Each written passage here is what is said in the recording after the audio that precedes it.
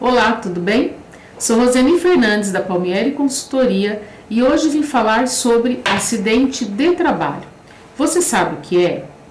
Conforme dispõe o artigo 19º da Lei nº 8.213/91, acidente de trabalho é o que ocorre pelo exercício do trabalho a serviço da empresa ou pelo exercício do trabalho dos segurados, referidos no inciso 7º do artigo 11º desta lei, provocando lesão corporal ou perturbação funcional que cause a morte ou a perda ou redução permanente ou temporária da capacidade para o trabalho.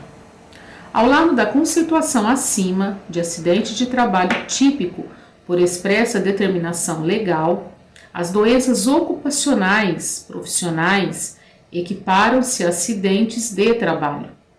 Os incisos do artigo 20º da Lei 8.213/91 as conceitua. Doença profissional, assim entendida a produzida ou desencadeada pelo exercício do trabalho peculiar a determinada atividade e constante da respectiva relação elaborada pelo Ministério do Trabalho e da Previdência Social. Doença do trabalho, assim entendida a adquirida ou desencadeada em funções de condições especiais em que o trabalho é realizado e com ele se relaciona diretamente, constante da relação mencionada no inciso 1º.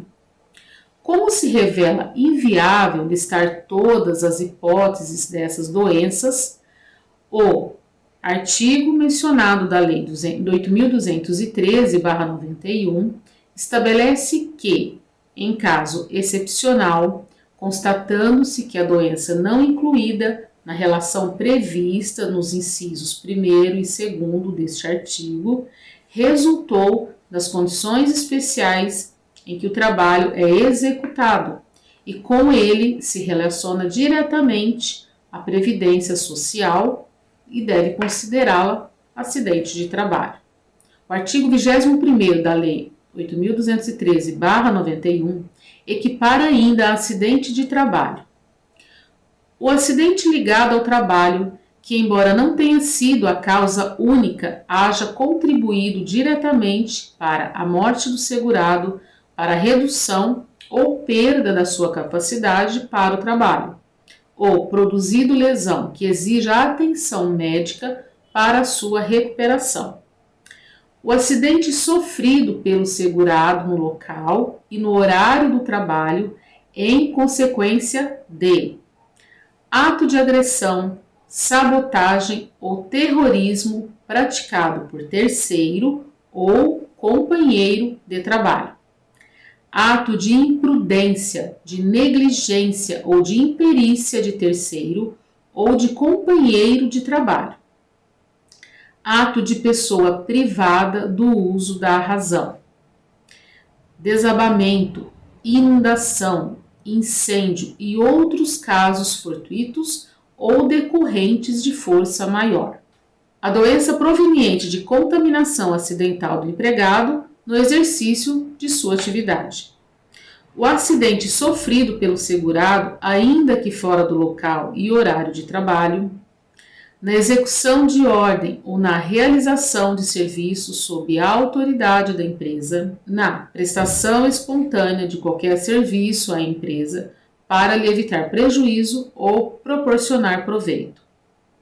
Em viagem a serviço da empresa, inclusive para estudo quando financiada por esta, dentro de seus planos para melhor capacitação de mão de obra, independente do meio de locomoção utilizado, inclusive veículo de propriedade particular do segurado. No percurso da residência para o local de trabalho ou deste para aquela, qualquer que seja o meio de locomoção, inclusive veículo de propriedade particular do segurado. Nos períodos destinados à refeição ou descanso ou por ocasião da satisfação de outras necessidades fisiológicas, no local de trabalho ou durante este, o empregado é considerado no exercício do trabalho. Esses acidentes não causam repercussões apenas de ordem jurídica.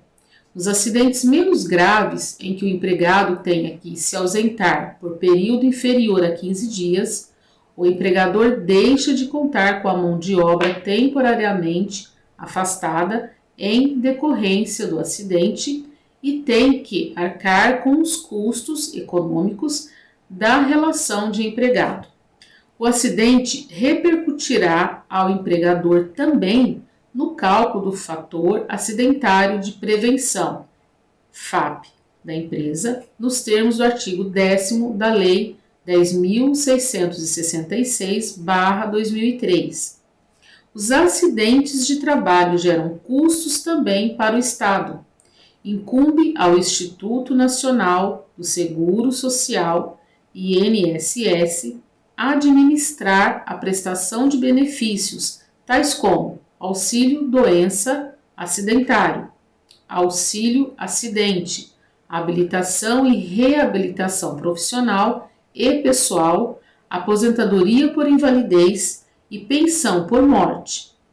Estima-se que a Previdência Social gastou só nos anos anteriores por volta de 17 bilhões anuais com esses benefícios.